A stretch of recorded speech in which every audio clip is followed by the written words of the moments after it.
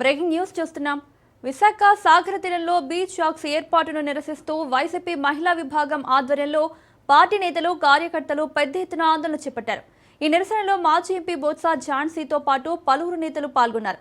ఈ సందర్భంగా రాష్ట్రంలో ఇప్పటికే శాంతి భద్రతల పరిస్థితి ఆందోళనకరంగా మారిందని ప్రభుత్వంపై వైసీపీ విమర్శలు గుప్పించారు. వేలాది మంది పర్యాటకులు స్థానికులు కుటుంబ సమేతంగా బీచ్కు వచ్చే నేపథ్యంలో బీచ్ షాక్స్ పేరుతో మద్యం విక్రయాలకు అనుమతిస్తే ప్రజలకు ఇబ్బందులు అవాంఛనీయ ఘటనలు ఎదురయ్యే అవకాశం ఉందన్నారు. బీచ్ షాక్స్ పేరుతో మద్యం అమ్మకాలను తాము తీవ్రంగా వ్యతిరేకిస్తున్నామని స్పష్టం చేశారు. ప్రభుత్వం ఈ నిర్ణయాన్ని వెనక్కి తీసుకోకపోతే రాష్ట్ర వ్యాప్తంగా పెద్ద ఎత్తున ఉద్యమం చేపడతామని వైసీపీ నేతలు హెచ్చరించారు.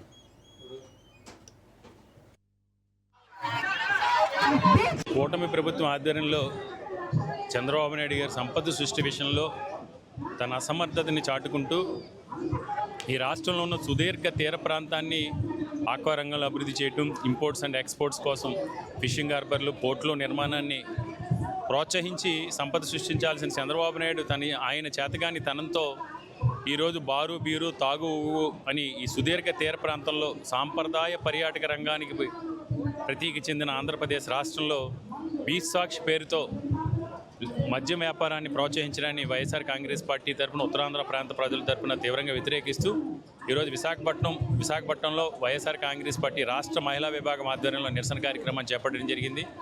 ఈరోజు చంద్రబాబు నాయుడు గారిని మేము ఒకటే డిమాండ్ చేస్తున్నాం.